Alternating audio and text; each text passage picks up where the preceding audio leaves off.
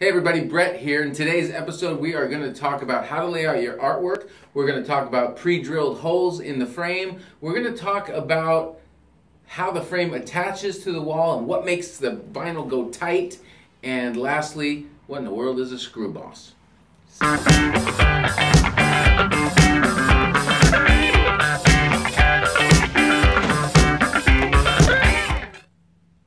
Welcome to the Ask Ackland show. My name is Brett. Let's get to the first question. Jonathan, what is it?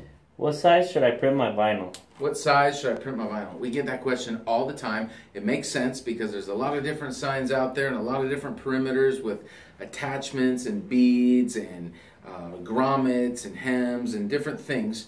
And with us, as you know, if you've watched before, we say one thing. The beauty is in its simplicity. We feel like we've got the simplest, most user-friendly system out there. So if you order a 3-foot by 11-foot frame, then here's what you do. You print your vinyl 3 foot by 11 feet. Exactly the same size. However, the artwork that goes on the vinyl, you got to leave a margin. Next question. How should I lay out my artwork? That is a good question and one that we don't get often enough. We get it a lot because you got to remember, the point of the frame, as much as we love our frame, the point of the frame is the message. It's just there to hold a message. It's just there to hold artwork. So the distance between the edge of your artwork and the frame is very important. Because as you can see in this picture, this little display board here, there's a 3-inch frame. The vinyl mounts to the frame like so and goes on there. This is a 3-inch wide piece of aluminum that obscures the vinyl. You won't see it. You won't see the artwork. So in this case, this is a very tiny little display board that we obviously made for one of our wonderful customers. And we had them leave the artwork 3 inches inside the frame. Most of the jobs that we sell are not 12 inches by 18 inches. They're more like 12 feet by 18 feet. They're big.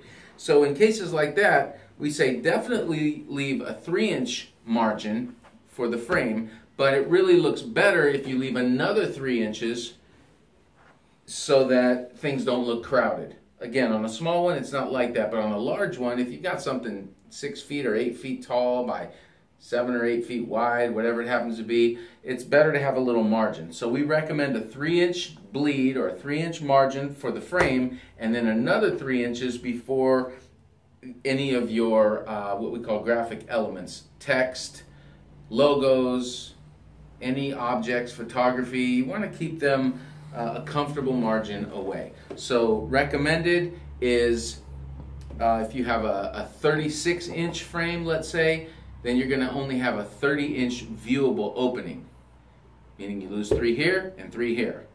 But again, you're going to want to leave another 3 inches inside of that, probably just so it looks right. It has proper margin. Your design can breathe. Okay? Hope that makes sense. Okay, give me another one. How does the frame attach to the wall? How does the frame attach to the wall? Great question. This frame right here I'm going to use as a little demo. I've already taken the screws out. And if you look in here, you're going to see screws. Okay, these screws right here, this is a middle channel. We drill everything before it goes out. So inside this channel, about every 15, 16 inches, all the way the length of the extrusion, you're going to find screw holes. Now those screw holes are ready to go. And another question that I get, you're going to find screw holes at various intervals. Now those intervals are important. They're not there to match up with studs on the wall necessarily or to match up with supports on a truck. They're just a good interval. And so we suggest that you use the holes that we have and just, it doesn't take long. Put the screw in, you'll be glad you did. Some people say, well, do I really need to use them all? It's going to stay up fine with just 2 screws. And that's true, it will. But one thing you got to know is these frames, they're self-tensioning. They pull. I mean, when this top cap goes on, it goes on in such a way, you can't really see it on video, but it goes on in such a way where, can you zoom in here, Jonathan? Let's just see if we can talk to him a little bit. There's some teeth that drop down into this channel. And when the top screw goes in, it pushes those teeth down and it pulls the vinyl really tight. I mean tight. That's the way we want it. These have to withstand winds of 70, 80 miles an hour all day long when they're on big rigs. So this frame will self-tension the vinyl and hold it in place, but in order to make the vinyl wrinkle free, it needs to pull.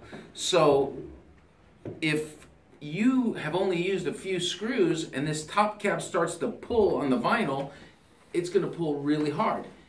If there aren't screws behind it holding the base plate in place, then what's going to want to happen is this base plate is going to want to pull away from the wall, because the vinyl is only going to stretch so much, and then all of a sudden the aluminum is going to want to flex. If you've used all the screws that we've given you holes for, then this base plate is securely mounted to the substrate, and then the top cap will go on and it will self-tension the vinyl. It'll pull hard and it'll do exactly what it's designed to do. But use the screw holes that we have. You'll be glad. What else you got? What makes the vinyl tight? What makes the vinyl tight? I really just kind of went over that. It has to do with how the two pieces of frame interlock with one another. It's sort of like a tongue and groove, but there's some teeth and some channels and things that enable the vinyl to be pulled out from center and pushed down into this middle channel that we have. And it's a beautiful thing. When you're doing an installation, you see this screw go in here. As the screw goes tight, the top cap goes down, and any slack in the vinyl just goes away, just pops up to the surface, and you can thump it like a drum with your finger. And that's how it's supposed to be. It's one of the best things about our system. It's the only system really out there that is self-tensioning, meaning there's no pulleys, there's no special tools and crowbars and ratchets and, you know, all the different things and corner plates and different things that you have to make the vinyl tight. Our frame does it. It's really a brilliant design, and we've been tweaking it for a long time so it gets better and better.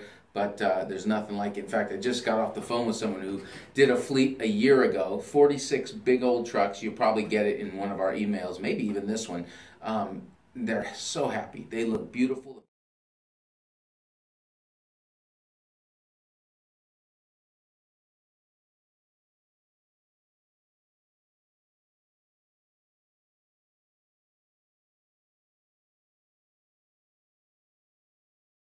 The vinyl's still tight, and everybody's happy. So let's have one more question for today. What do you got? What is a screw boss? A screw boss. That was our invention, a screw boss. I don't know if you can see it or not, but I'm going to ask you to kind of zoom in here. This groove right here. And can you see it all right? I'll use my pointer. This screw, this groove right here is our screw boss. And what it is a channel. And in the way we've designed our extrusion, the channel is a sleeve. It's about a ½ inch deep, and it's a little bit more narrow than the screws that go into it. So it's not threaded. It's just sort of a sleeve. But the screw that goes through this hole drops down into this channel right here, and it's just the right size and just the right alloy of aluminum that our screws cut their own threads. So they cut their own threads down into this screw boss. And you know, one of the problems we had in the earlier days was sometimes installers would get out there with a big old drill and they would drill through the frame and just lean into it, and it could strip because it was just a thin layer of metal that that the screw would bite into, and then the screws would keep turning, and it'd still function, but not ideal, not as safe as we want it. We want to eliminate any installer error that we can. So we came up with the screw boss idea. Now, instead of a thin layer of metal that the screw has to go through, it drops down into like a bucket. And the bucket's got metal on both sides of that shank of that screw all the way down, and the screw drops in there and cuts its own threads, and they are reusable. Yes, they are. A lot of times, many times. So we put a micrometer on this thing. When we get a new load of aluminum in, then that's one of the first things we do is we take it out there and we test it. And we run a screw down into it about 20 times. And every time, even the 20th time, the screw goes tight into the same threads. It's kind of like it made a nut for itself. It went down in there, and it's reusable. So for you people doing a lot of change outs, you don't have to worry. That's what a screw boss is. And So the Screw Boss is nice for change outs. It also makes it really quick. And you don't have to line up this hole with another hole underneath it, because this groove goes all the way, there you go, all the way, whoops, all the way across, all the way across. So wherever you put that screw in, you drop it down in there, it's going to create its own threads and bond tightly. Makes it really quick. And I got a nice email just the other day from Jamie with Creative Graphics, and he said that Screw Boss is golden. He's been using it on casinos and hotels and resorts and things, and they love it. So that's all on the Screw Boss. Okay, that's almost all for today. I want to thank you for your questions. Keep on sending them in. Reply to this email, ask me a question. We'll put it on our next show or one of the next ones. And as I said before, we want to start to give you guys some business building tips as well. And next week, the whole episode is going to be devoted to building business. I have got an entrepreneurial tactic for you to go out and make long-term residual money using frame and graphics on walls. And I think you're going to love it. So please tune in next week. The whole episode is going to be devoted to developing a long-term revenue stream using frames and graphics. All right, thank you. Put some frame in your game.